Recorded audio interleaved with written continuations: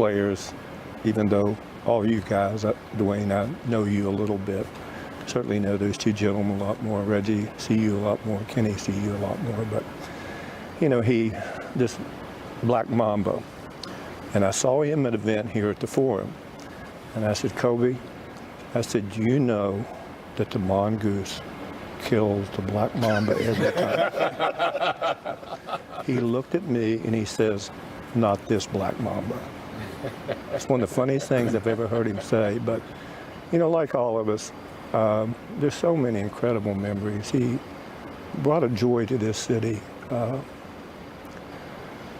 He brought people together.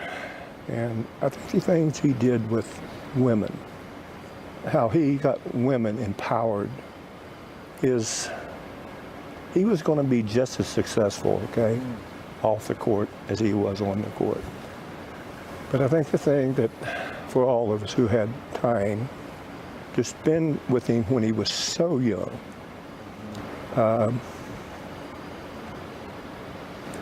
that's what makes it so hard for me.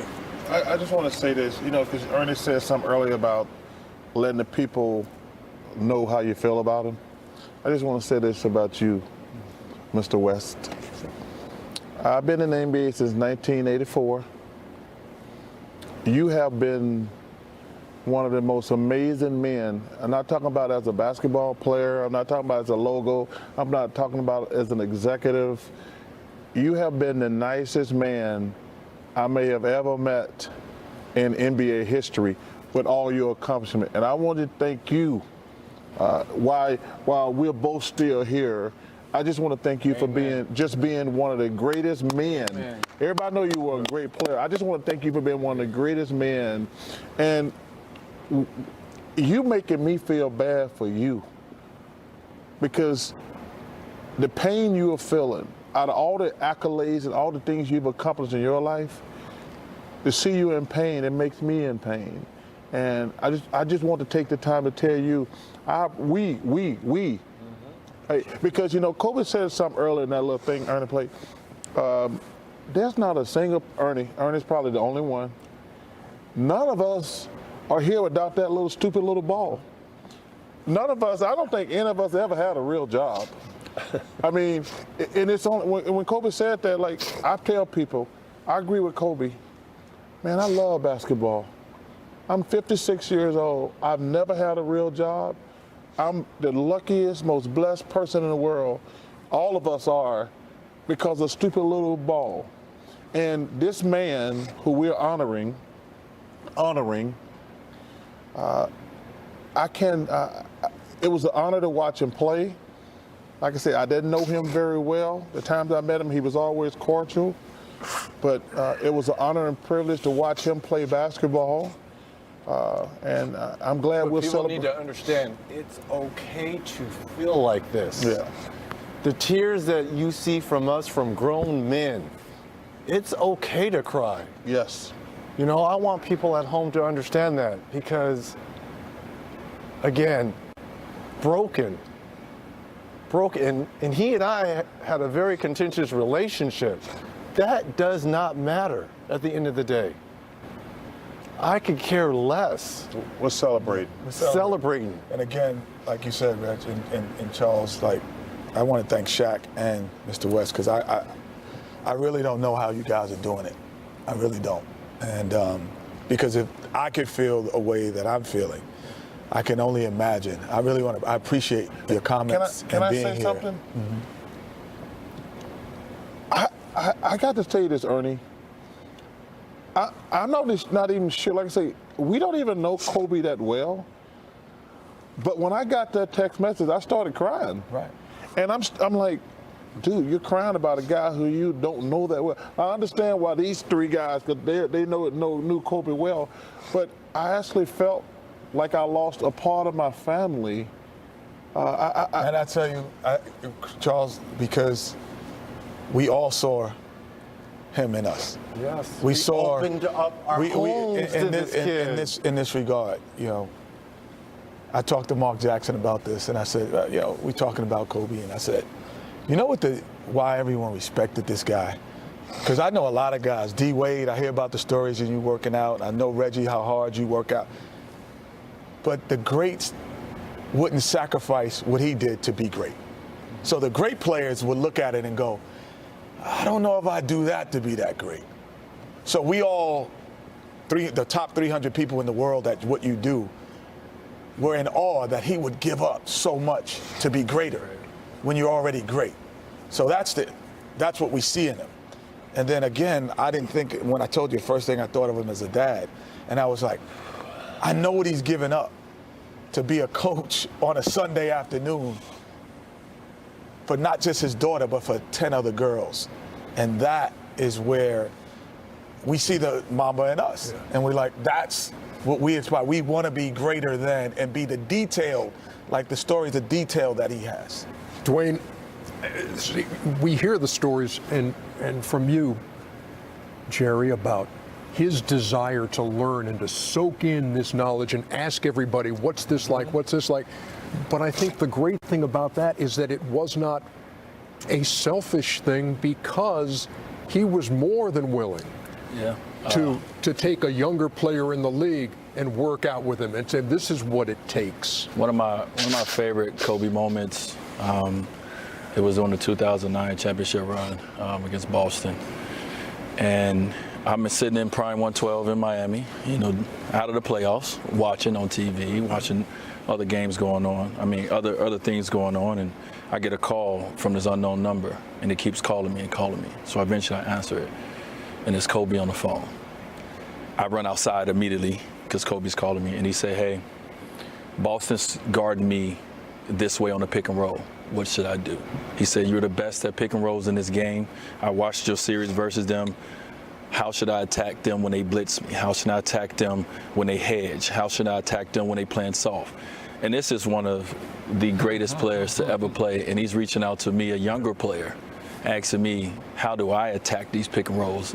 And I'm sitting there waiting the next game, and I'm hoping that he do one of the things I said, and to watch him dominate that series after that, I felt like he let me be a part of it. Like I felt a part of that championship, Just so everybody here on the panel knows, we've got about 2.5 minutes left before we have to go to basketball tonight. With the game in Miami. So no, please, Jerry, please. First of all, I think every player who played for the Lakers, hopefully they would think they were never underpaid, because if I was involved, if it was $50,000 at that time, which was a lot of money, they were going to get it. It's not. It's unfair to treat players who commit themselves and who are so dedicated. And secondly, I cared about all the players, but for some reason, I had two special relationships: Kobe Bryant and Shaquille O'Neal. There's not a day when you guys are not on that I watch because of all of you and because you're the ringmaster of these clowns, okay? And I just love this man. Both of them were real. He's real in a different way. And Kobe was like this super intellectual person that people don't give basketball players, credit for being smart. And if you watch the game and know the nuances of the game, they're so much damn smarter than the average person. They're gifted. They're always a play ahead. And the last thing I will say on a fun note, if you have a ball, if you throw it to a dog, what does it do? It chases it, right? We have all chased the basketball all our life, and he did it also.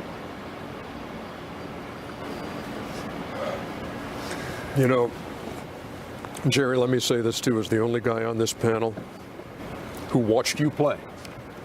Because my dad used to take me to Atlanta Hawks games when they played at old Georgia Tech. Wow. On a floor that was as hard as cement, from what all the players tell me.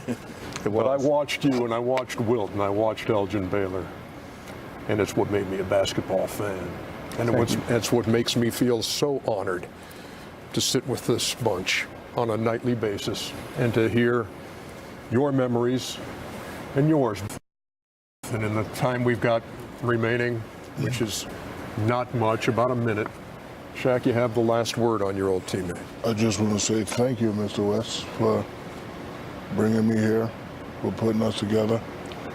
Thank you for always getting on me when I messed up. I love you for that. I have one little brother. His name is Jamal. And a couple of days ago, I now know what it feels like to lose a brother. And when you're a big brother, I don't know if you guys have little brothers, you're going to have times where things don't go smooth, but the respect is always there. I remember going with the Miami Heat saying, okay, I don't want any problems with D-Wade. I remember one time I had to jump on him during the finals when I was playing terrible and I was getting double teamed and D-Wade was being nice, trying to throw it to me. I called him in the room and said, hey man, what you gonna do? I ain't got it no more. What you gonna do? And he took over. So, you know, I've been looking on the internet and people like to talk about the relationship. I'm here to set it straight. It was a big brother relationship, little brother. I have a little brother in real life. We argue all the time. I have an older brother in Charles Barkley. We argue all the time, but the respect was there. And if you don't believe the respect was there, after I won my first championship, who's the first guy to jump in arms? When the guy twists his ankles in the finals and couldn't walk, who was the guy that carried him down the hall? So, you know, from now on, I don't want to hear about the beef that y'all thought we had. This man knows our true relationship. We practiced, we played together. When we stepped inside the lines, we wanted to win. We both wanted to win. And, you know, like I said, I have a little brother. He's 40-something. For 40 years, it ain't ever been all cookies and creams. Every now and then it's been grits and pork chops. But you love them, you respect them, and That don't go together. that's my point. That's my point. Try me, it goes together. In Newark, New Jersey, it does. But so, Mr. West, I just want to say thank you, and I appreciate you. And again, my condolences to Vanessa and the lovely daughters, Mama and Papa Bryant. Kobe had two sisters that were very beautiful, and you know, our heart goes out. But I'm with you, Reggie. It's time for us to celebrate this man. He was already celebrated, but you know, knowing Kobe like me and Mr. West know Kobe, you know, he don't have time to stop and slow down. He said keep it going. Yeah, Gentlemen, keep it moving. thank you for sharing from right here. Thanks for holding